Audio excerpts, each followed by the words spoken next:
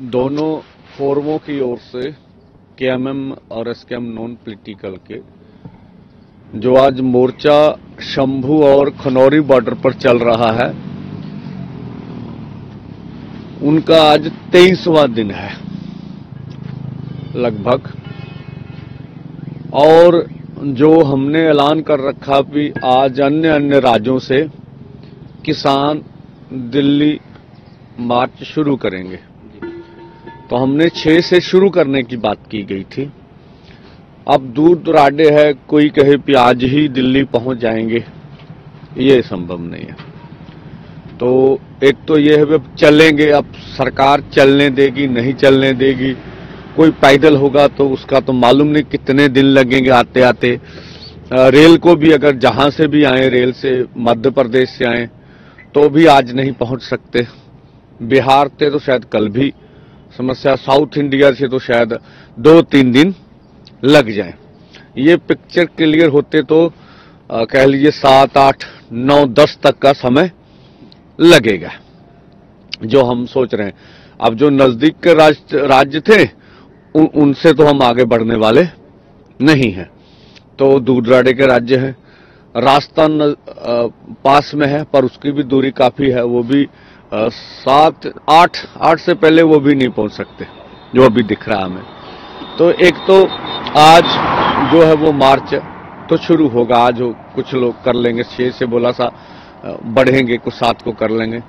तो जो अभी अब सरकार का देखिए क्या निर्णय है। सरकार तो एक बार बोल रही है अभी आप ट्रैक्टर ट्रॉली के बगैर आ जाएं, तो अभी जंतर मंतर पे तो एक धारा 144 है और दिल्ली में भी लगभग धारा 144 लगी हुई है।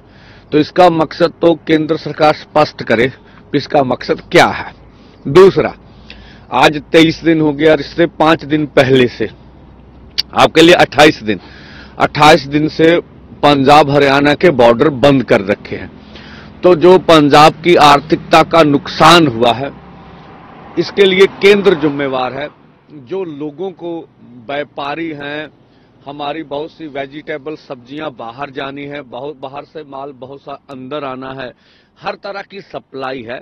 तो जो लोगों को इतनी दिक्कत आ रही है, क्या केंद्र सरकार बताएगी देश को तो ये दिक्कत क्यों दी जा रही है। दूसरा, हमने तो अपनी तौर से कोई भी रोड ब्लॉक नहीं कह रखी है। तीसरा, हरियाणा में जो अर्धसैनिक फोर्स लगाए हैं, 70,000 अर्धसैनिक फोर्स है, उनके लगाने का क्या कारण है, क्या खतरा है हरियाणा के लोगों से। सरकार को ये स्थिति को भी हरियाणा या केंद्र स्पष्ट करे।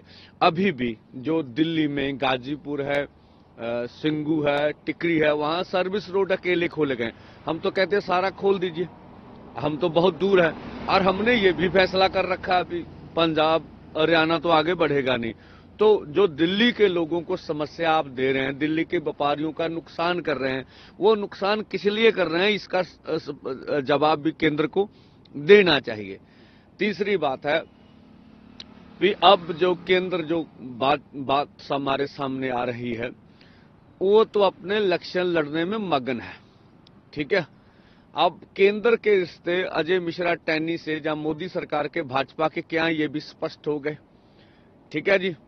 और अशोक सिंघल से किस तरह के रिश्ते थे वो भी स्पष्ट हो गए। और अन्य भी लोग हैं जिन्होंने जीनियस क्राइम कर रखे हैं। अभी आप देखिएगा भी, अभी एक टिकट और आएगी जो कुश्ती सर्कल के, ठीक है, अगुवा रहे हैं, जिनके ऊपर गंभीर आरोप लगे हैं। तो केंद्र तो किसी न किसी ढंग से इलेक्शन जीतना जा रहा भाजपा, और नैतिकता भूल चुके हैं भी हम टिकट देने समय साफ सुथरे उम्मीदवार को चुनकर आगे लाएं। तो ये पहले दिन से कांग्रेस भी करती रही है भी बाहुबली, धन बली या क्रिमिनल मानसिकता, जिनके ऊपर बहुत से केस चलते हैं। हम देखते हैं देश की पार्लियामेंट्स में जब आंकड़े आते हैं तो बहुत से नेताओं के बहुत से केस चल रहे हैं। एक तो राजनीतिक होते हैं, एक होते हैं उन्होंने क्राइम कर रखा।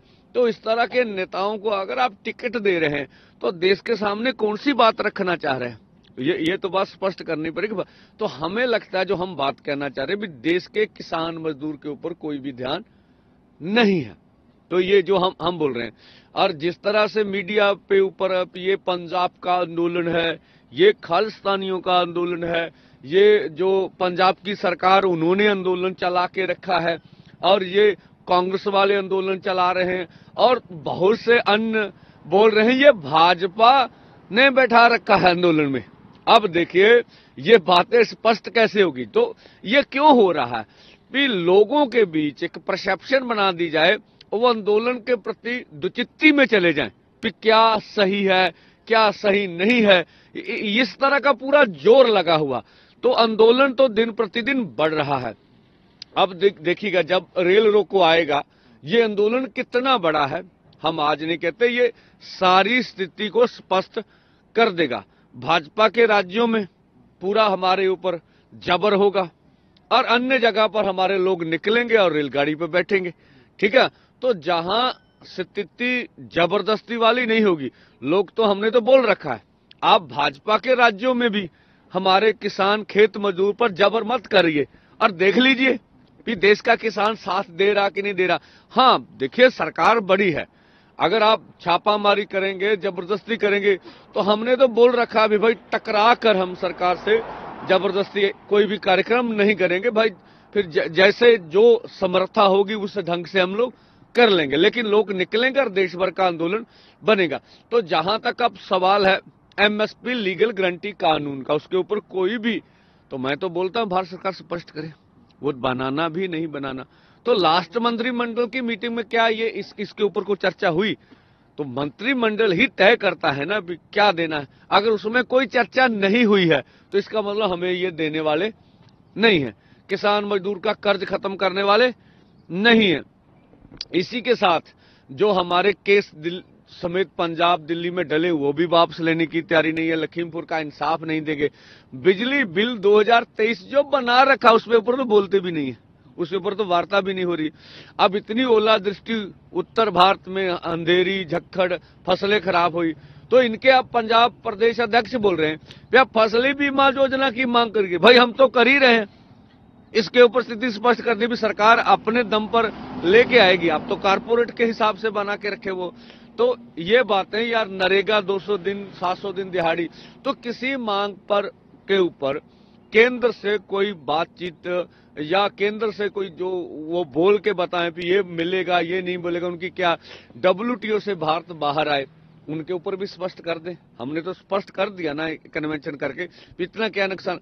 तो केंद्र की मंशा स्पष्ट है, वो हमें ये कहना चाहते हैं कि आप लंबा आंदोलन चलाइए उनकी ओर से, वो तो निपटना नहीं चाहते।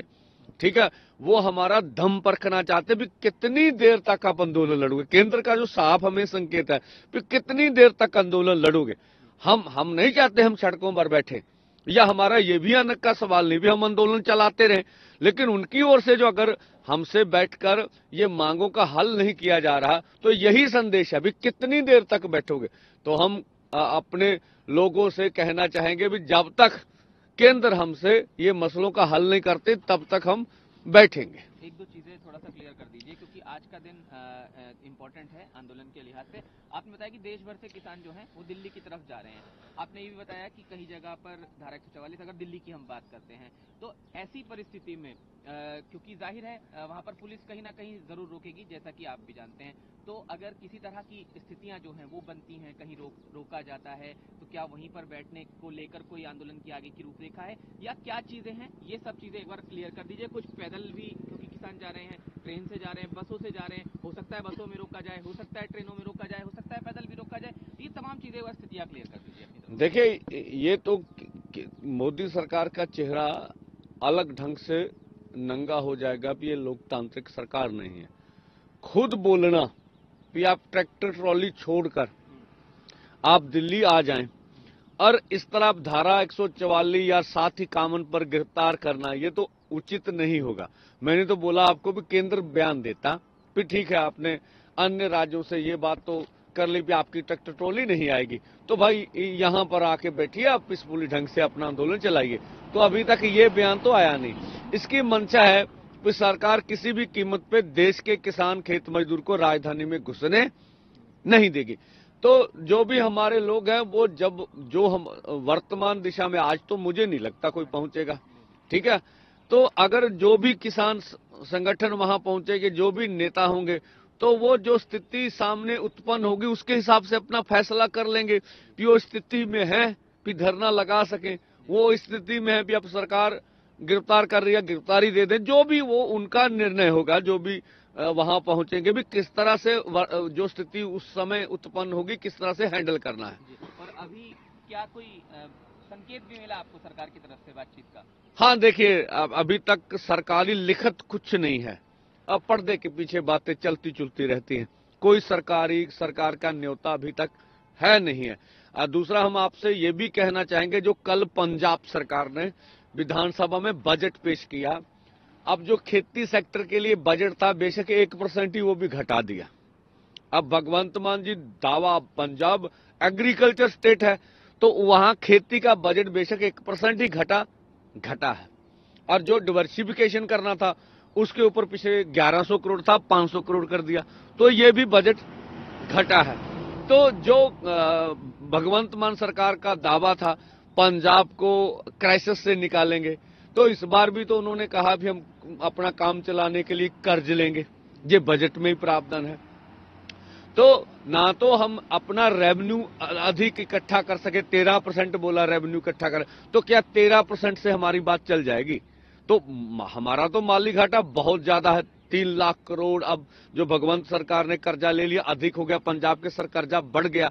तो एक तो ये था भी जो बातें करके इलेक्शन में आई थी भगवंत मान सरकार, ये बजट से लगता नहीं भी वो पूरा कर सकेगी।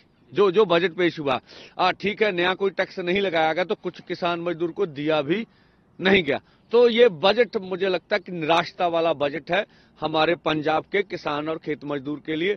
तो हमें लगता है कि जो वादे हुए थे वो वफा भगवंत मान सरकार नहीं कर पाई। आखिरी बस 10 तारीख का एक संक्षिप्त में बता दीजिए कि वो क्या रूपरेखा अभी तैयार हुई है, कहीं कुछ तैयारी हुई होगी देश में, कहाँ ट्रेन रोकने का, जो भी अभी तक का हमें। देखिए, पंजाब में तो अलग अलग तरह से हम लोग, मैं कल अमृतसर में था, वो वहां हमने बड़ी मीटिंग करके अपनी तैयारियां कर लगी है।